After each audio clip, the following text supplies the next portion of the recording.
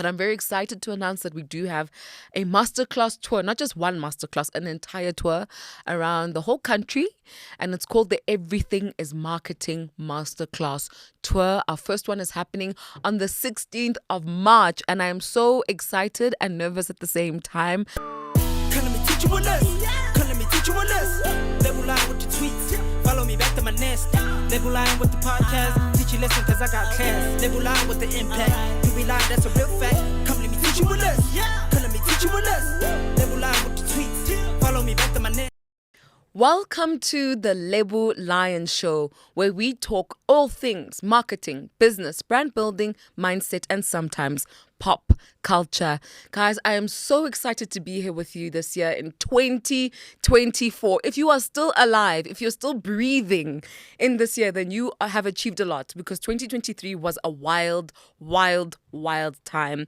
And I'm so glad to see you this year. And I really do believe that this year is going to be a very exciting year, full of opportunities and full of optimistic and positive interactions, right? I was actually talking about this on my Instagram the other day. We were talking about how so many people are looking down on people who are positive about a new year. And I think it's so important to go into new things with an optimistic perspective. Because if you go into it with cynicism, you fail to see the true opportunities that lie before you, right? And it doesn't mean that bad things aren't going to happen just because you're optimistic, but it does mean that you might maybe tackle them differently or approach them differently because you're seeing them as opportunities that need to be unearthed. And that's a very powerful way to see the world and to see a new year. So happy new year. I'm excited. This is the year where we're actually going to be Delulu. Delulu is the Salulu for real. If you're not delusional, you're not going to make it. And I've been watching a whole lot of entrepreneurship content where they're saying the most successful entrepreneurs are the most delusional human beings. Like, you must have an idea in your mind and everyone around you must think that it's crazy, it's not doable, but you know in your heart of hearts that it's doable. You have to believe it before anybody else does. You have to see it before anybody else sees it. Thank you so much for coming on this journey with me. We are building this community. We're making it bigger. Welcome to our TikTok family who've migrated to YouTube. I'm so excited that you're here. We have so much fun on TikTok, and I can't wait for us to have more fun this year on my YouTube. As you know, every single year, I start off the podcast with kind of like an introduction to the year, to me, what we're going to be doing. And it's actually so wild because I was watching my intro from last year. And at the beginning of that intro, I said, we have an amazing year planned and we're going to be doing masterclasses. Where were the masterclasses? There were no masterclasses to be found in 2023, but it's okay because this year I'm actually going to be a woman of my word and I'm doing the right things, and I'm hoping that you guys are going to come along on this journey with me. So for everybody who's new to this page, I am Lebo Lion SA, known as the voice of marketing, and I have been educating people about how to use marketing, tech, and social media online for the past 5 years. I actually had to do an audit because I don't know how long I've been around, and I've actually been here for a very long time. It feels like I've been here for 20 years, but it's only been 5 years. And basically, I got into this game through podcasting. You know, I used to be somebody who was very curious, and I spent time with a lot of different kinds of people. And the one guy said to me, every time you chill with us, you've got all this knowledge to share. You should start a podcast. And at the time I was like, no, I don't want to do a podcast. I want to be on radio. So I'm not doing this thing called podcasting. And it wasn't even a thing yet in South Africa, really. There were two people. One guy, a South African newsreader who moved to the States, and he was doing podcasting in the US. And then there was another guy, I forgot his name, and he was just kind of playing around with it, figuring it out at the time.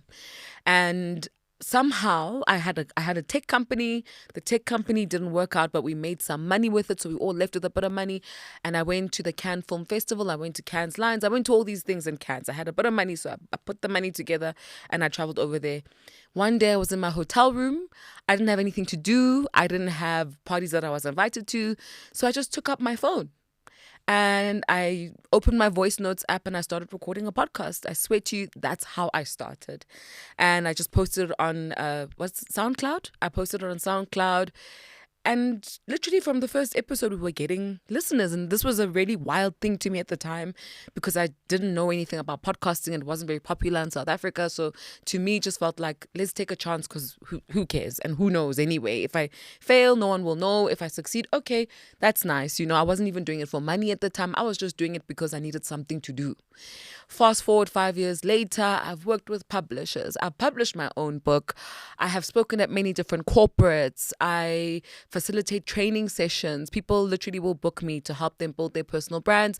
And my clients have evolved from people who own small businesses to people who are leaders in listed companies, people who are running for presidency in different countries. My client base is wide and it's global. And it all started with a podcast that I recorded on my voice notes app 5 years ago. So when I tell you guys that when I teach you things from a perspective of experience, I'm not lying. Everything that I share is something I have done. If I've not done it, I don't feel comfortable sharing. And that's when I'll have my guests coming to talk to you guys about what they know because they're better suited to talk about that topic than me. And this is also why I'm so excited about social media, new media, building your brand, because I've seen what it's done for my life. Literally, I have not worked for anybody my entire life. I've always worked for myself. And that's a testament to knowing how to use marketing well. I've always known how to use marketing. I was always entrepreneurial in university. I'm 33 years old now, and I've got things that adults have, but I've never worked for anybody. And the people who are my clients now are people who I never thought in a million years would trust me to build their brands that, are in rooms that I could never imagine being in at the time when I started this journey. So the moral here of the story is just start, and you are in safe hands because the things I teach you are things that I have done and experienced. And it also speaks to that conversation I love to have with you guys on TikTok and Instagram where I say, don't believe the optics, right? Just because somebody has 1 million followers, it does not mean that they're living a 1 million follower life. I don't even know what that is. But I think a lot of people assume that if somebody's got 1 million followers, they've got 1 million rands in the bank account. They've got everything's just wonderful. It's like, no, that's not how it works. When you know how to use marketing and build a brand, you can actually make a lot of money with a very few amount of followers. And you can also be the kind of person who has a lot of followers, but you're not really banking your following because you don't understand what you're doing. So a lot of the time I found that people mistake popularity with influence, and they don't know how to make or monetize the two. And they both have money. Anything you do can make money. Please remember that. That's the tone of everything that I do. Anything you do can make money. If you try hard enough, you can make money from anything. And that's my little story. If you come from TikTok and you didn't know, now you know. If you've been on the channel, you know my story. But I know that you guys don't mind me sharing my story over and over again. Even when I go to events, you guys ask me to share my story. So I'm sharing my story. And now you can go back and hear me listening to it. I gave you the fast forwarded version. But when I see you guys in person, I do take time to talk to you. And we will dissect parts of it because some of you are interested in different parts. And that's okay. Now I've evolved into somebody who's also like a speaker, and I'm saying because it's so tricky when you build your personal brand, right? You have to evolve from one industry to another, especially if you're trying to make money in the long term. You can't just bank on one skill forever. That never works. You have to be somebody who knows how to evolve. And as you evolve, there's a weird little period in between the one point to the other where people might be confused about what you're doing, or they might not believe that you're the thing that you want to become next, or there's just a lot of confusion, right? Confusion. And your job is to know how to navigate that confusion and then make it make sense for your end user so that they can actually book you for the things that you want to be booked for, and they can accept you as a player in the new industries that you want to be a player in. So you guys will see me on Instagram, especially. I post a lot of this corporate speaking events that I speak at, and that's something that I probably started last year properly. Before I was just taking gigs if they're giving it to me, but last year I was fully within the whole thing, and it's been quite an adventure. And I think that's why a lot of you are asking me to do speaking classes now. I don't know if I'm going to do speaking classes, guys. I'm doing a lot of classes, but I'll definitely consider collaborating with other speakers where we might be able to do something, maybe one masterclass for the day or a Zoom or something, and we can give you guys the tools that you need so you know how to speak in front of a crowd or speak for your presentation at work or whatever the reason is that you need speaking skills. But yeah, thank you so much for all of your support. I really do appreciate it. And I think On that note, I also want to announce that we finally have a masterclass. I know you've been waiting for years. I've been saying, I think for the past 3 years, that I'm going to do some kind of event or masterclass, and I haven't done it for many reasons. I think a lot of the time online, what people do is they compare everybody, and then they assume that the thing that's been done the most is the most successful thing to do. And what we don't get is that people don't report their failures. People don't report all the other things that happen amidst what they're trying to copy, right? And I'm not a copycat. I do things at my own time, at my own pace. It has to make sense for me. Even if I'm jumping off the plane and like building the parachute as I go down, I still have to be convinced that I'm not going to fall on the ground, that the parachute is actually going to be built at some point of me falling out the plane, right? So I don't do things just because people want to do them.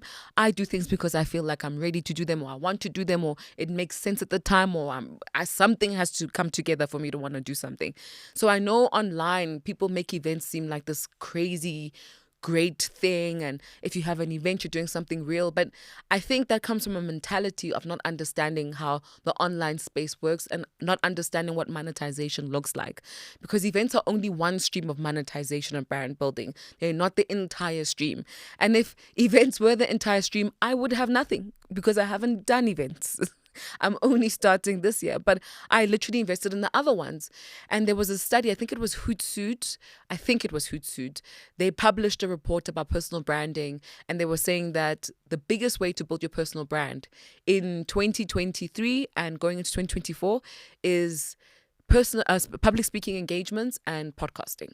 Those are the top two, which means you do not need an event to build a personal brand, to create authority for yourself. You don't need to go through that mess. It's very stressful. It's not necessary. But if your community wants it and you feel like you want to venture into that, sure, do it. But I'm just saying that's the reason why I didn't go into events from the beginning, because I didn't see the value of them for my personal brand and what I was trying to build. But I'm very excited to announce that we do have a masterclass tour, not just one masterclass, an entire tour around the whole country. And it's called the Everything is Marketing Masterclass Tour. Our first one is happening on the 16th of March. And I am so excited and nervous at the same time. Amanda's here. She knows we've been planning this thing and it's wild. Like, I have a newfound respect for event planners because it's quite the journey planning these kinds of events, you know. And the reason why this masterclass is called the Everything is Marketing Masterclass is because from the inception of me being Lebo Lion and being about marketing, one of the reasons why I stood so firmly within the marketing industry and wanting to position myself as a voice in marketing is because I felt like in every space I was going into, people were undermining marketing. And it didn't make sense to me, because everywhere else in the world, marketing is such a big thing and it encompasses so many parts of the organization that it didn't make sense to me that people would say, they'd look at you funny. If you say, I'm a marketer, they laugh. They go, oh. Some people would even say, oh, that's the degree people do if they can't get into other degrees. And that's not true. I got into a lot of other degrees. I pursued CA stream for 2 years, but I still went into marketing because that's what I want to do. And to me, it's one of the most valuable industries of our time, especially with tech coming in, AI. It should be one of the coolest and most popular things to be a marketer in this day and age. So it made no sense to me that people didn't understand how everything around us is literally marketing.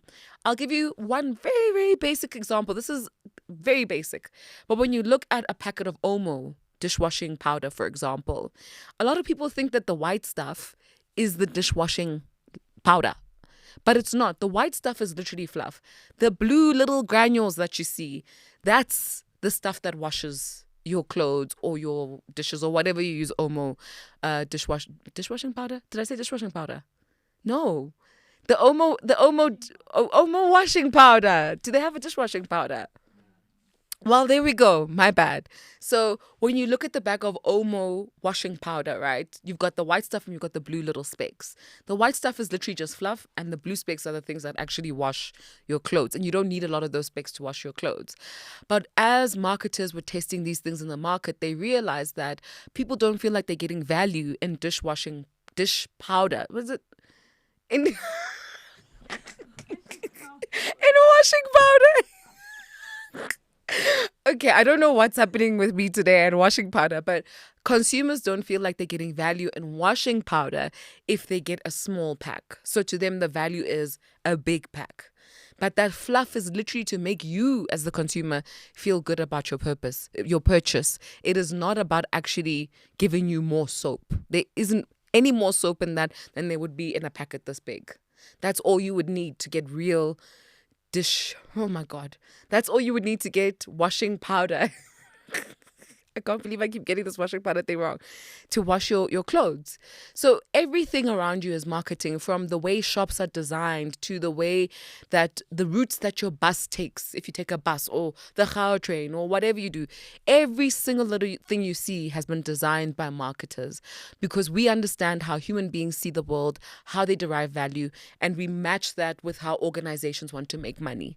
Because organizations can only make money if people are buying things, but people will only buy things that they find valuable. So marketers bridge that gap. We essentially create value in the value chain. That's what marketing is. And I urge you to read more about marketing. I'd urge you to come to the masterclass so you can understand what marketing is. I'm going to be breaking it down. I'm going to be using the 7 Ps. I know people say the 7 Ps are outdated, but if it ain't broke, don't fix it. I mean, if it ain't broke, don't fix it. That's it. What's wrong with me today? If it ain't broke, don't fix it. Like, the 7 Ps still work, but people are customizing it to fit online speak. But it's the same thing. So instead of P for people, they'll say C for customer or community. It's all the same thing, right? So I'm going to go old school, 7 Ps of marketing. We're breaking it down so you can understand the value chain and then understand how your business fits into that and the kind of marketing you should be doing in order to get sales, new clients, to build brand, to monetize, to create strategy for social media. Because a lot of people also create strategies for social media just based off of what they're seeing online. They're not looking at their business model, and then saying, what are we trying to achieve? Therefore, let us create social media pages that help us achieve this.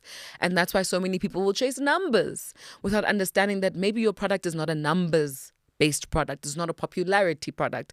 Maybe you are selling something that's so high value that you only need to make 10 sales a year. Right? That kind of thing is never going to have a huge community. You'd be lucky if you had 500 followers on your page, unless you're thinking about diversifying and the thing you're diversifying with is a lower ticket item, then you could maybe think about big numbers. But people don't align their business model and brand strategy with their social media pages. And that's why they don't see a lot of success. But I also think the biggest reason is that people are not patient, right? So they want to see really quick growth. And I don't even understand why they want to see that, because most people don't even know what to do with the quick growth. So when you come to the Everything is Marketing Masterclass tour, we're going to unpack all of that. You might even have some speakers who are experts at different platforms who'll help you understand how to use those platforms for your business, to monetize, to influence, to build a brand, to do all of that good stuff. And we've also broken down the masterclass into 3 categories, right? So you could either buy a general ticket, which is 659 Rand. We're running an early bird special right now. And then you can also buy a ticket where we are hosting a private lunch. I think it's only limited to 35 people, if I'm not mistaken. And at that lunch, we're literally it's going to be me, you, and these other high net worth individuals. And we're going to be exchanging skills, knowledge, information, whilst having a good meal and a good drink. So I can't wait to see some of you there. People are already buying the more expensive tickets, and that's a good sign. It means that you guys do really want like a quality saturated experience with me and other leaders who will be there on the day. And we've also got a dress code for the event. The dress code is a lion tee and something formal, because we're trying to show the world that it's good to lead with audacity. That's what Lion stands for. Having the courage to do the things that nobody ever thinks you could do. Having the courage to do the things that you put your mind to. Having the courage to fail, succeed, and move on, right? That's what Lion stands for. It's not Lebo Lion, it's Lion. It stands for its own thing. And Lebo Lion is an extension of that. But Lion on its own, all of us are lions. Everybody who watches this podcast, everybody who's part of this community is a lion. And I want to see you guys wearing these t-shirts on the day. So essentially, we're all lions, and I'd love to see all of you wearing the lion t-shirt on the day. We've got drinks brands coming. We've got other people coming to perform. Like, it's a whole thing. So I can't wait to see you there. Our tickets are on Quicket, and they're also on my website. And the t-shirts are also on sale on Quicket and on my website. So head over there. Get your tickets. See you on the 16th. It's happening somewhere around Sandton. We still haven't found a venue, but by the time this podcast comes out, we will have a venue. And you can find out more information by going on our social media pages. My social media pages, Lebo Lion _SA, or the Everything is Marketing movement on Instagram, where I'm just posting information about everything you need to know about the masterclass. So don't say I don't listen to you guys. I've listened. We are planning this event. It's stressing me out, but I'm also super excited to see you guys. And I can't wait for us to show the world the value of marketing and how it's changed our lives and how it changes our businesses and improves everything that we do.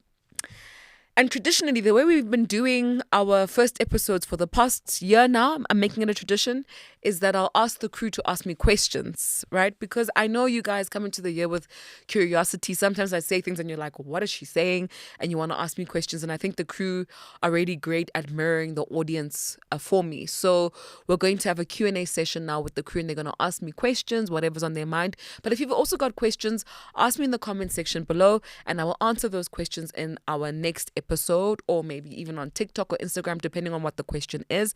But let's go for it. So crew, do you guys have any questions for 2024? So I just wanted to ask, right? Yeah. Is growth always a good thing in marketing? Here's why I'm asking. Okay. So there was a guy in the hood, like in the township, right? Yeah. He had a tavern. Yes. Right? And it was quite popular. Everyone used to go from the ages of, I don't want to lie, like 16 till like old. Okay. You know what I'm saying? Then he then revamped the place. Yes. Made it more modern. There was like, people couldn't buy ngudus anymore. You had to buy the buckets and, bottles, and he made it more modern. And then no one went. So is growth in terms of business like a good thing, or like... Well, look, and you gave a great example. Growth is almost always a good thing if that's what you were chasing as an organization.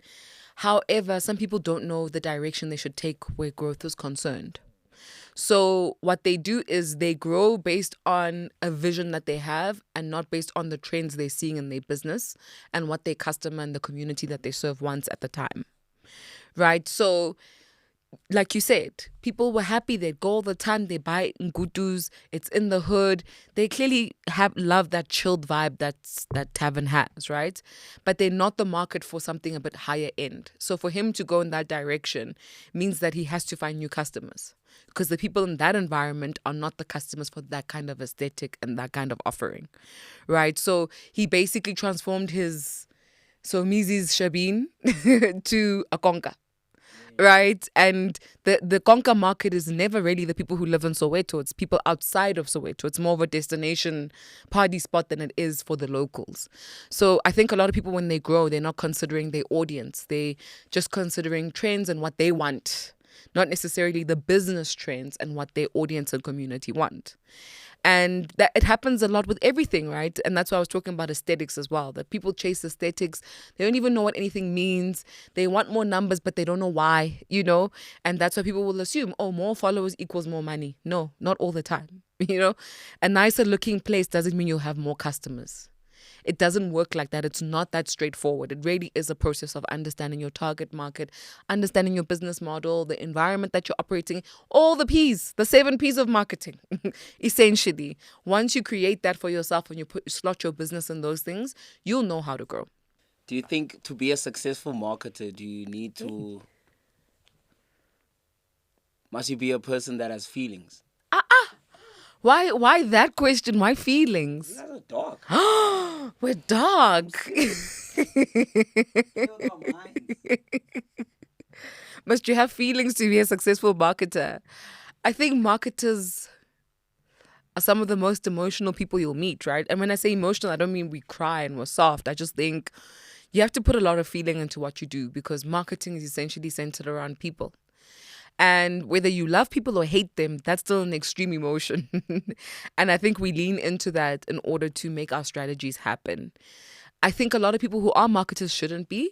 I don't think that they have a love for people or a hatred for people. I just don't think they care, And over and above that, I don't think that the world excites them. And I think for you to be a marketer, you have to be curious. The world must excite you. Even the problems, even if they stress you, they must excite you, because you understand that in all of that, there's an opportunity, and that's exciting. So if you're not curious and you don't have an extreme stance on human beings, I don't think you can really be a marketer. I don't see how that works. All right. What's your least favorite thing about marketing? The industry or the thing, like the actual marketing? The industry. What I don't like about the marketing industry? Ooh, that's a tough one. I think the marketing industry in South Africa, I'll take it down to South Africa because this is the industry I know the best. I think what I find the most challenging about the South African marketing industry is that we don't make room for play.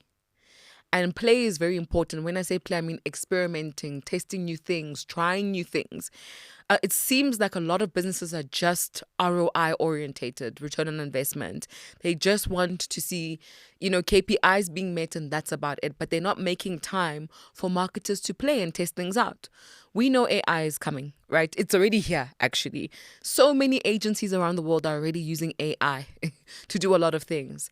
I can tell you for sure that 70% of South African marketing agencies haven't even started integrating AI into how they do things, or at least facilitated an environment where the employees can play around with AI without feeling scared that they're making mistakes or they're not meeting KPIs or the ROI. So for me, I feel that we're too serious in this country, and so it's not allowing us to play. We need to play. We need to experiment. Marketers are like inventors.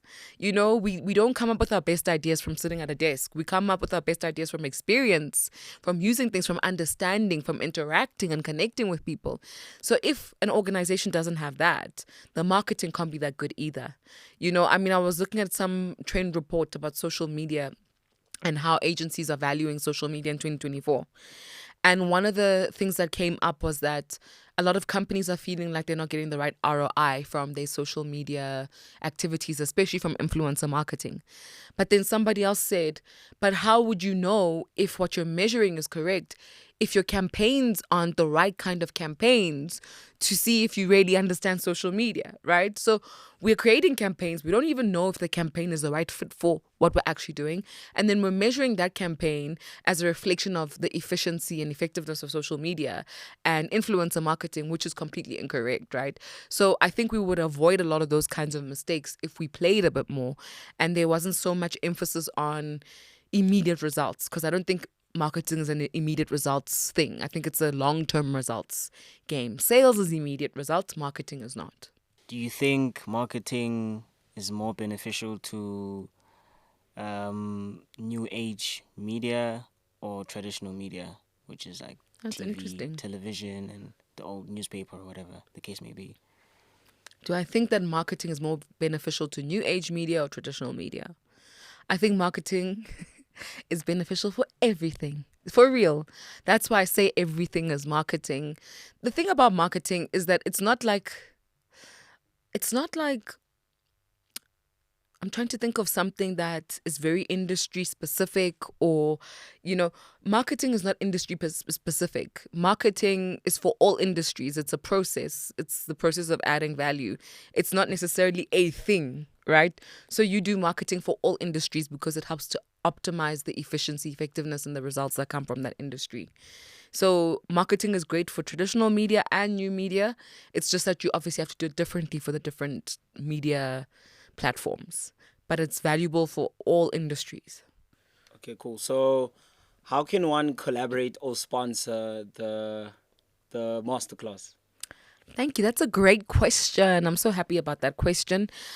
Basically, what we're doing with the masterclass is we're creating an ecosystem of value, right? We're standing true to the principles of marketing, which is creating value. And we are literally looking to anybody who's got aligned principles and values with us to come through. Either you can get a stall with us and showcase your brand there. You can pay for tickets for your team.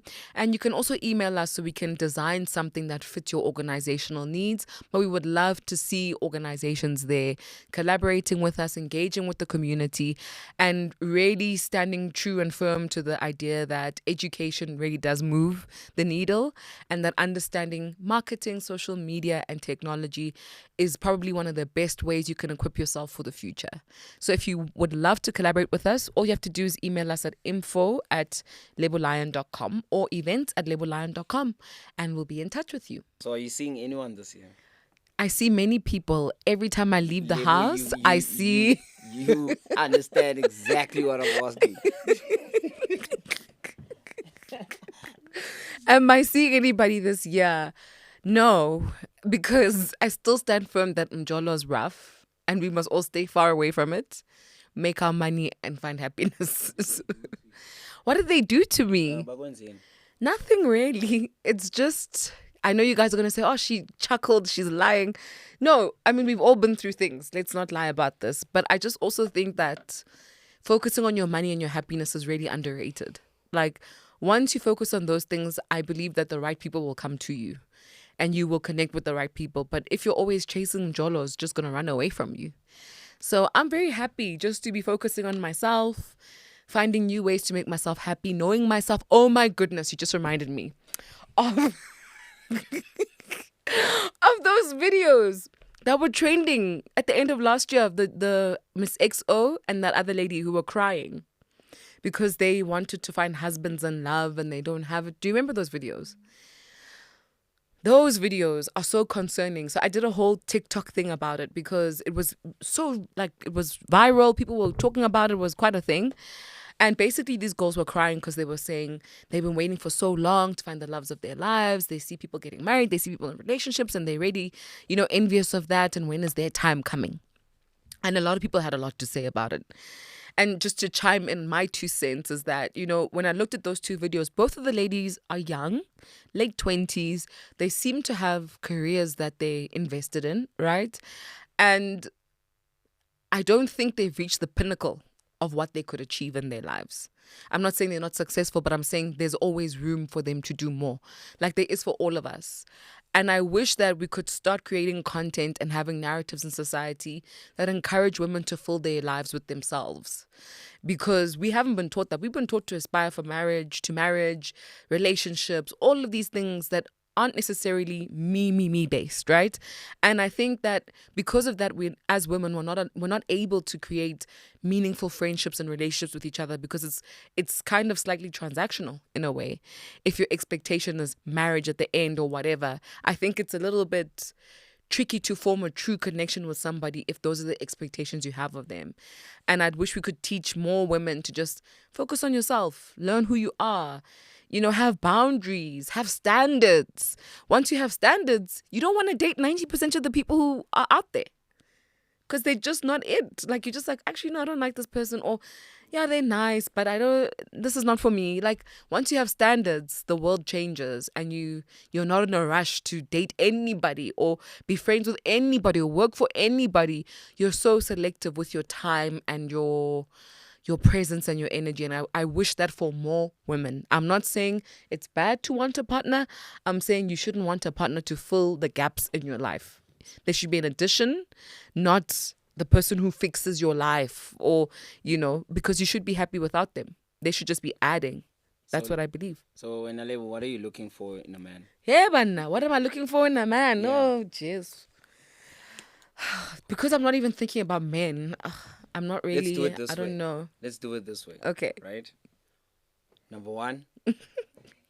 What is he wearing? Okay. I like this. This is tall? literally Is he marketing. short? Is he tall? Is he short? What is he wearing? Is he tall? Is he short? Age. Okay. Right? Hey. Some people are going to be watching this with notepads. They're going to be watching this episode finances. with a notepad. Oh. Are they important? Oh. Give me that guy. Okay. Draw it for us. What is he wearing? I definitely like guys with a bit of like a UK style. And let me not even say UK. Let me say guys who wear like and I know people don't expect this. They think I had a poll on Instagram once and asked people who they thought I was dating or who they think I should date. And Vusi Tembekwayo came top of the list. Vusi Tembekwayo came top of the list. And I was like, okay. Sizwe Domo was on the list. I was like, okay, this is interesting. And who was number 3? But it was also someone around the Vusi Tembekwayo's Sizwe Domo. Who was it? I'm trying to remember, but those were the top 2. I know people would expect me to want to date a guy who wears a suit and he speaks amazing English.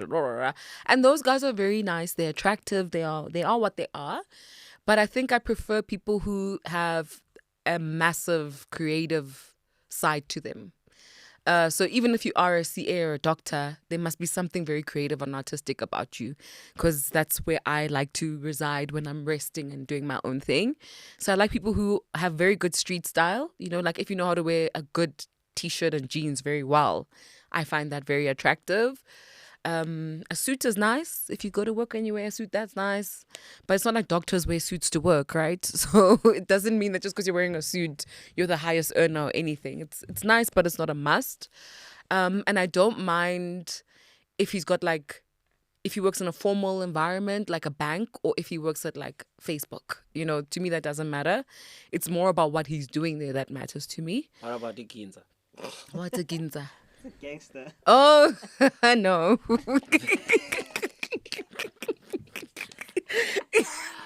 Come on, man. It's a no from me. No, thank you, gangsters. I'm sure you're very nice people, but it's a no from me.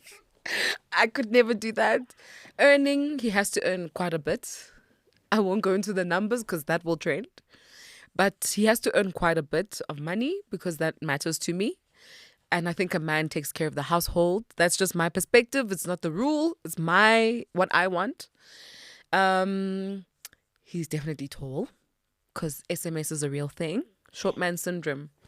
I don't have issues with short guys. I've dated a short guy before, but he had issues with his height. Do you get me? So like, I can't take care of the issues you have with yourself, you know? So I prefer tall guys because I'm also a tall girl. What else did you say? Dress, finance, height. What was the last one? There were 4 things. That's it. I think so. Dress, finance, height, and he must speak English well. Of course. That's the thing. I know it sounds terrible. Some people will say I'm a colonialist or colonized, whatever mind, but it matters to me. It's just my preference. I don't think it's an indicator of his intelligence or anything. It's just that the spaces I'm in, that's what we do. So that's what I want. That's about it. It's got nothing to do with intelligence or anything like that. That's just what I prefer. And he must also be like somebody who's with it. You said age. Yes. Oh, not a grandpa, please. I don't understand how these young girls are dating grandpas. Because if you're 16 and you're with a 33-year-old, that's a grandpa. You shouldn't be dating somebody that old. So for me, I think a good age range is between my age and maybe 5 years older than me. Nothing younger. No. Nothing. Younger? No. No. What if he ticks all those boxes, but he's younger than you? We can go on a date. I wouldn't say no to a date. But preferably what does that older. guarantee, though? A good time. With this, I don't know. I'm not a bank. All I can guarantee is that we're gonna eat food and have a good time. But otherwise, a little bit older works for me. Not too old though, because I don't want a father. I've got a father. I just want a partner. So he can't be too old. Like after 40, it's too old for me. One more Over question. 40. Yeah. I just want to push it a step further. Would you be in a polygamous relationship? Interesting. I get asked that question quite often. You'd be surprised, especially in rooms where we're talking about serious things. But when we take a break, we'll talk about this. And I think people assume that if you're a lady who might be a bit ambitious or, you know, you speak for yourself, whatever, that maybe marriage is not your priority. So you shouldn't mind being the second or the third because then you can still do your own thing. That's what I get from people. Polygamy, I'm Venda. We practice polygamy. We do have polygamists in my family. I'm not against it. It's just not for me. You know, the guy would have to be proposing something really big for me to say yes to polygamy. I'm not against it. It's just right now I can't imagine that as part of my life. Yeah. Love it. I think we are done. with the question and answer section. Now you guys know my dating preferences. You don't have to DM me. You can just watch this video and keep going back when you're not sure, because you guys are wild in the DMs. I mean, I have to keep cleaning up my DMs all the time because some of you will just DM about things that are not marketing related. That's a problematic thing, guys. Don't just DM people you don't know, asking them on dates. It's very strange. And you don't know who you're talking to, so that could be exposing you to a lot of terrible things. Just don't mac in the DM. The DM is meant for sales. It's meant for understanding things in deeper, but not for macking. That's just my 2 cents about it. But yeah, thank you guys for tuning into the first episode of the Lebo Lion Show for 2024. I can't wait to see you at the Everything is Marketing Masterclass tour. Literally, we're going everywhere. Joburg, Pretoria, Limpopo, Cape Town, Durban, and I can't remember where else, but we're doing 2 in Joburg. The last one is going to be more of like a big party than anything else. So if you want the core marketing masterclass stuff and you're in Joburg, come to the first one on the 16th of March. I cannot wait to do this year with you. Like I said, I'm really excited about 2024. I think this is going to be a big year for good people. I think if you've been doing things the right way and you have integrity and you're making decisions based on, the right things, I really believe that this is going to be your year to see tremendous growth, to see yourself winning, to see yourself happier than you were, right? So let's keep that as the metronome for our year. Happiness, success, abundance, fruitfulness, everything good is coming our way this year. Until the next episode, don't forget that the best way to eat an elephant is 1 bite at a time. Toodles. Yeah. Yeah. Come let me teach you a lesson. Come let me teach you a lesson. Lebo Lion with the tweets. Follow me back to my nest. Lebo Lion with the podcast. Teach you lesson cause I got class. Lebo Lion with the impact. You be lying, that's a real fact. Come